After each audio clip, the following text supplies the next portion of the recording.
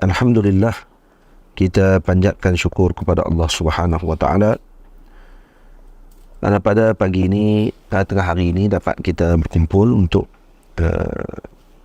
gantian kelas pengajian Al-Ajurumiyah yang tak dapat kita laksanakan pada minggu lalu. Jadi kita ganti pada kelas yang pada hari ini, insya-Allah. Jadi perbincangan kita pada kelas pada hari ini adalah berkenaan dengan i'rab. Kita dah bincang dalam pengajian yang lalu berkaitan dengan apa yang dimaksudkan dengan aqsamul i'rab dan juga berkenaan dengan al-bina. Dan disebutkan tentang i'rab tidak akan berhasil melainkan dengan ada padanya dua perkara, iaitu al-amil dan al-ma'mul. Dan kita sedia maklum dengan makna amil dengan makna ma'mul, ya, yang telah saya bincangkan, yang telah kita bicarakan, yang boleh nanti dilihat dalam YouTube pengajian tersebut secara terperinci. Saya nasihatkan untuk diikuti pengajian mengikut tertibnya. Jangan dilangkau pengajian tersebut kerana nanti akan terlepas yang penting. Di setiap pengajian adalah penting. Jadi kena ikuti satu persatu pengajian tersebut. Sama. Pengajian pada hari ini adalah berkaitan dengan i'rab, iaitu i'rab lafzi, i'rab taqdiri dan i'rab mahalli.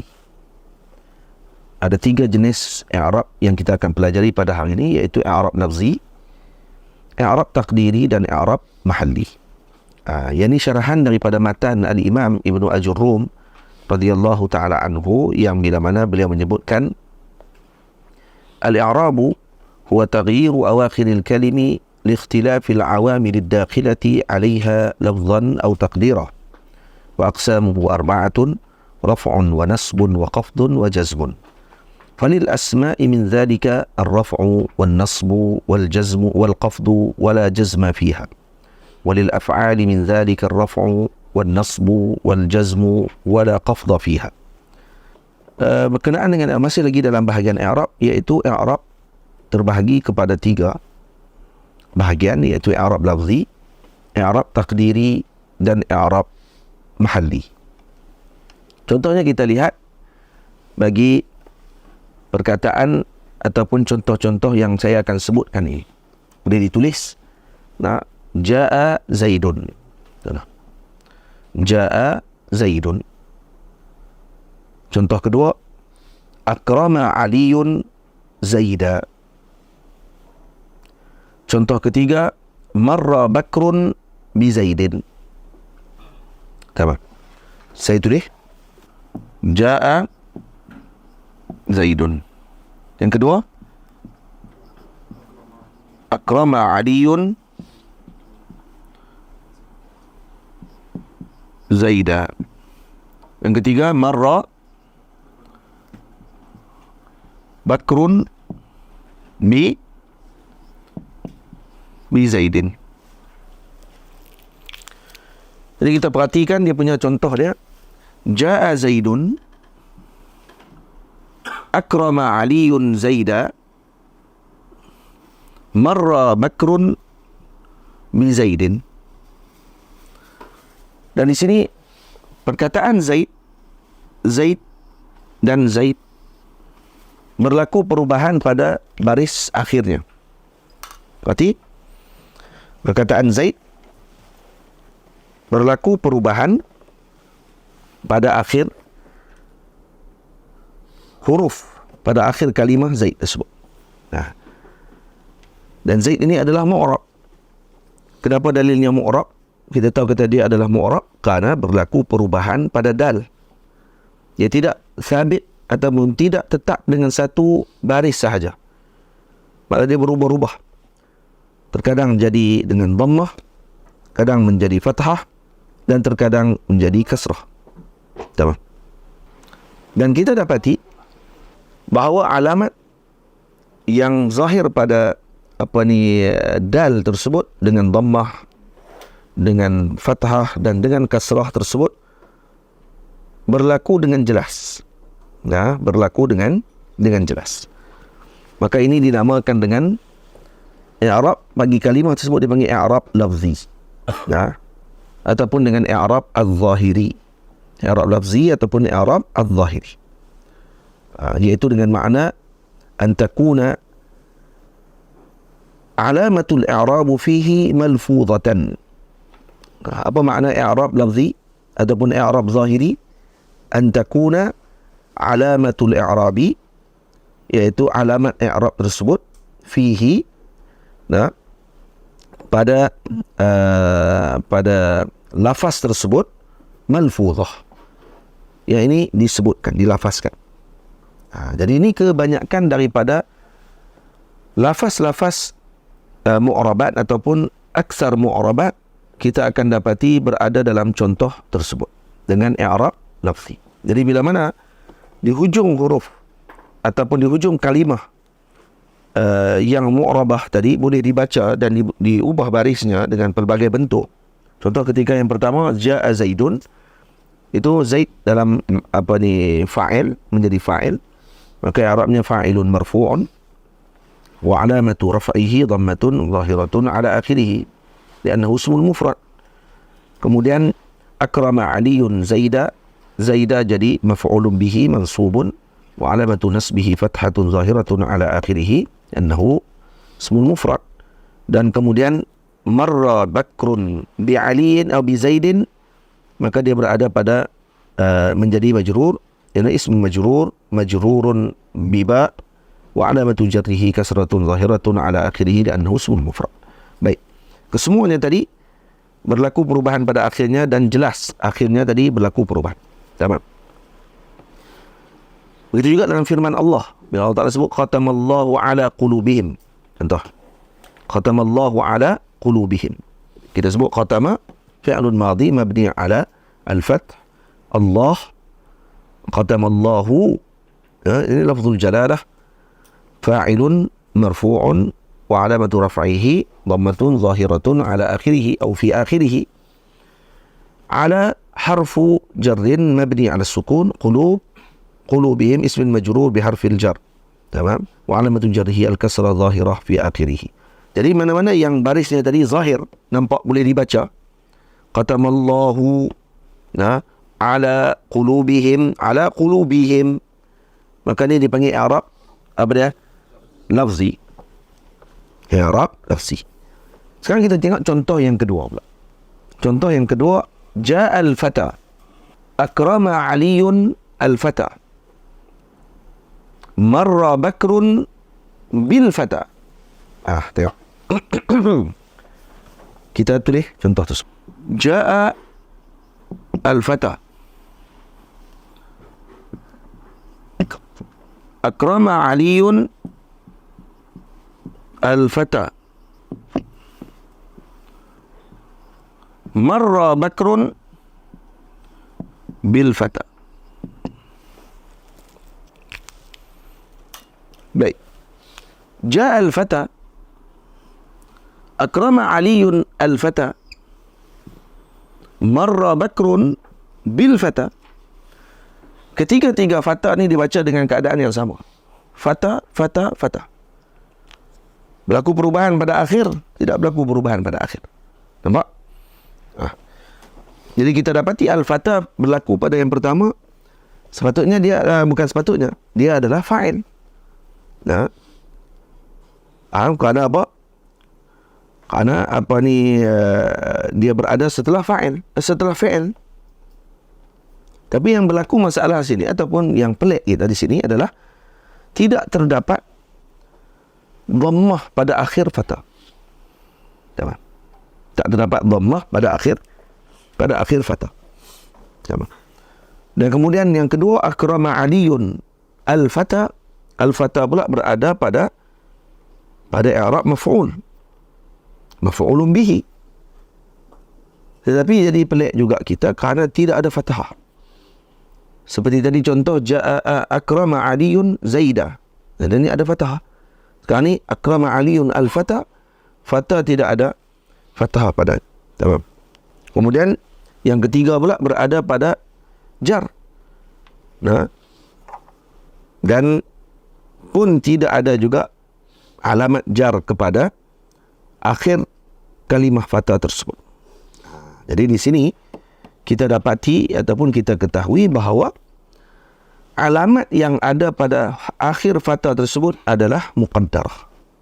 Muqaddarah dengan makna ghair mazkurah, tidak disebutkan dengan lafaz, tetapi kita takdirkan wujud lafaz tersebut. Maka di i'rab dengan keadaan apa ni, seakan-akan wujud lafaz tersebut. Gitu. Tamam? Cuma yang zahirnya tadi terhalang tadi disebabkan kerana sesuatu sebab. Tamam? Jadi kerana alif tidak boleh. Kenapa kita tidak boleh letakkan dhammah pada alif, pada fatha? Fatha tu alif tadi dipanggil alif maksurah.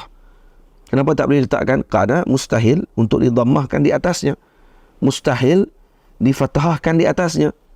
Mustahil dikasrahkan kepadanya. Tak boleh sebut fatau, tak boleh. Fata, tak boleh. Fatih, tak boleh. Nak sebut tak boleh. Sebabkan kerana mani', berlakunya halangan untuk menyebutkan harakah tersebut, maka memerlukan kepada kita untuk takdirkan ataupun iftirak, gambarkan seolah dia ada lafaz tersebut, harakah tadi ada. Tamam? Cuma alif tadi, yang ni alif maksurah pada fatha tu. Fatha, fa, ta, alif tu. Yang tu bukan ru'ya, tu panggil alif maksurah. Alif tersebut menghalang daripada zahirnya sautil harakah. Saut al-harakah. Menghalang daripada menyebutkan harakah pada di atas huruf alif pada akhir kalimah al-fatah. Kalau kita tukar contohnya al-fatah tadi kepada ghulam contoh. Boleh baca tu. Jadi ja al-fatah kita boleh baca, tapi cuba tukarnya. Al-fatah jadi maknanya dengan makna yang sama al-ghulam. Ja al-ghulamu. Boleh baca. Sebab dia mim belakang dia. Akrama aliyun al-fatah tak boleh baca. Akrama aliyun al-ghulamu al-ghulama. Boleh baca pula. Al-ghulama. Kerana belakang dia mim. Marra bakrun bil fata tak boleh baca. Kenapa bil fata? Belakangnya alif maksurah, tak boleh tak bagi kasrah. Tapi kalau baca marra bakrun bil ghulami, boleh baca kasrah. Tamam. Jadi contoh-contoh lain bagi kalimah fata yang hujung hurufnya tadi dengan alif, al-huda contohnya. Al-huda, as-sada, al-adha, al-ridha, al-asa, al-riba. Semua tu kita nak tahu bezanya. Kalau tak alif di belakang sekali, sebelumnya huruf fathah. Sebelumnya adalah huruf baris fathah. Jadi kalau kita i'rab, contoh jaa al-fatah. Jaa fi'lun madhi mabni 'ala al-fath la mahalla laha min al-i'rab.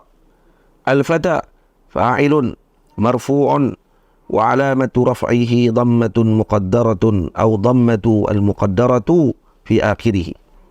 Mana'a min zuhuriha li apa? Li ta'azzur. Kerana ada keuzuran. Uzurnya kerana ada alif. Dan tidak boleh alif tadi tidak boleh menerima dengan harakah. Mana-mana harakah? Harakah ada 3 aja. Harakah dhammah, harakah fathah, harakah kasrah. Maka ni i'rab dipanggil apa? I'rab taqdiri. Berarti kita kalau i'rab, fathah di i'rab apa? Fa'ilun marfu'un marfu'. Tengok di i'rab fa'ilun marfu'. Wa alamatu raf'ihi ad-dhammah al-muqaddarah. Bukan dhammah lagi. Kalau dhammah tadi lafaz. Sebut ja'a al-ghulamu. Tu dhammahnya zahirah. Jadi kita sebut tu wa alamatu raf'ihi ad-dhammah al-zahirah. Ataupun wa alamatu raf'ihi ad-dhammah. Boleh saja. Tapi kalau yang ini dia kena sebut wa alamatu raf'ihi ad-dhammatul muqaddaratu fi akhirih mana'a min zuhuriha at-ta'azzur. Mana'a min zuhuriha at-ta'azzur. Sama dengan jaa Musa. Sama. Musa. Jaa Isa. Sama. I'rabnya sama macam tadi. Kerana huruf akhirnya tidak boleh kita letakkan baris kerana di hujung huruf tersebut adalah, di hujung kalimah tersebut adalah alif maqsurah. Jadi kita tahu di sini i'rab takdiri. Apa makna i'rab takdiri? Tadi kita dah baca i'rab lafzi. I'rab lafzi maksudnya adalah an takuna alamatul i'rabi fihi malfuzah. Kalau kata di sini i'rab takdiri pula an takuna alamatul i'rabi fihi ghaira malfuzatin limani'in minal harfil akhir. An takuna alamatul i'rabi, yani alamat i'rab tersebut pada lafaznya tadi ghaira malfuzah, tidak dilafazkan. Kenapa? Limani'in fil harfil akhiri, karena ada mani' pada harfil akhir. Boleh. Sekarang kita tengok contoh yang seterusnya pula. Contoh seterusnya saya tulis. Contoh macam tadi kak, belakang dia aja beza. Ja'a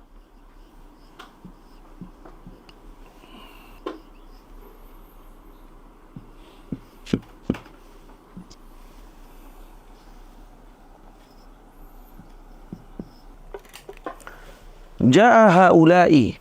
Tengok ni. Ja'a haula'i. Akrama Aliyun haula'i. Marra Bakrun bihaula'i. Tengok. Kat sini, baris bawah. Okey. Ketiga-tiga kalimah ini dibaca dengan baris kasrah. Dia ada baris. Tamam? Tapi barisnya semua dengan kasrah walaupun dengan semua tempat yang berbeza. Tamam? Jadi kita dapati haula ni adalah apa? Isim mabni. Dia adalah merupakan isim mabni. Dalilnya apa? Dalil kata dia isim mabni, hamzah yang daripada akhir kalimah tersebut haula'i itu melazimi dengan kasrah. Dibaca dengan satu bentuk sahaja, haula'i, walaupun berbeza amil yang masuk kepadanya. Contoh amil pertama yang masuk ja'a haula'i, amilnya ja'a. Haula tadi i'rabnya sebagai fa'il. Tamam? Kalau sepatutnya akrama Aliyun haula'i, amilnya adalah apa? Amilnya ada dua di situ. Amilnya satu akrama tu. Nah, akrama. Kemudian ma'mulnya ada dua ni. Ma'mulnya yang pertama adalah Ali dan ma'mul yang kedua adalah Zaid. Haula. Zaidah apa? Haula tu. Dan kemudian yang ketiga, ma'mulnya adalah dengan masuknya huruf jar, bihaula'i. Tetapi kesemuanya, kalau kita bincang, haula ni adalah mabni. Haula adalah lafaz mabni, kalimah mabni. Jadi bila dia mabni, maksudnya dia tidak boleh i'rab. Kerana mabni dengan i'rab, mu'rab, adalah perkara yang bertentangan, berbeza. Dan kita ketahui bahawa kalau kita i'rab dengan fa'il dan seumpamanya, kalau dengan marfu', fa'il marfu', maka marfu' adalah i'rab. Rafu' itu sendiri i'rab. Sedangkan bina diddul i'rab, lawan kepada i'rab. Jadi maka kalau kata kita jumpa dengan kalimah bina, haula'i contohnya macam tu, maka kita ketahui bahawa ianya bukan i'rab. Jadi dia tak boleh dibaca dengan marfu'. Dia tak boleh dibaca dengan mansub. Dia tak boleh dibaca dengan majrur. Jadi kita tak boleh sebut akrama ja'a haula'i fa'ilun marfu'un. Mana boleh fa'il marfu'? Kerana dia mabni. Akrama Aliyun haula'i maf'ulun bihi mansub. Mana boleh? Kerana dia mabni. Naam? Marra Bakrun bihaula'i, haula'i na i'rab sebagai majrur. Tak boleh kerana dia mabni. Jadi kita kena selang dulu, tahu dulu antara mabni dengan mu'rab. Apa beza mabni dengan mu'rab? Tahu dulu yang tu. Jadi bila mana kita ketahui dengan perkara tersebut, maka kita dapat faham bahawa tidak boleh di-i'rab seperti mana i'rab mu'rab. Jadi bila kita jumpa dengan haula ni apa dia kedudukannya? Kedudukannya fa'il. Memang tempat tu tempatnya fa'il. Mana kalau kita tukar kalimah haula tadi contohnya kepada qaum, maka dia boleh dibacakan dengan baris. Ja'a haula'i, maksud ja'a al-qawmu. Akrama aliyun haula'i, boleh baca akrama aliyun al-qawma. Marra bakrun bihaula'i, boleh baca marra bakrun bil-qawmi. Kamu boleh baca tu? Baik. Jadi macam mana kita nak selesaikan masalah ini? Sebab kita tak boleh i'rab. Kita tak boleh sebut haula ni dengan fa'il marfu'.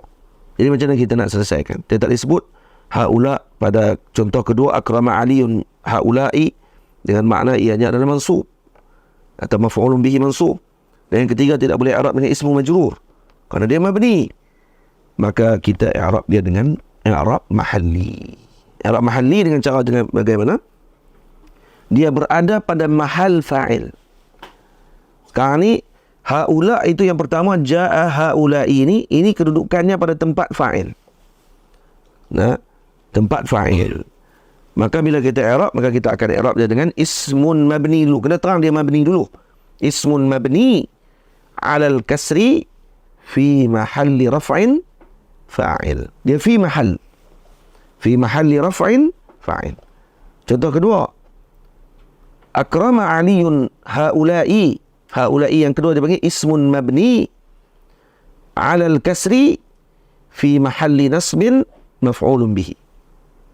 Tamam. Tempat ketiga, marra bakrun bihaula'i.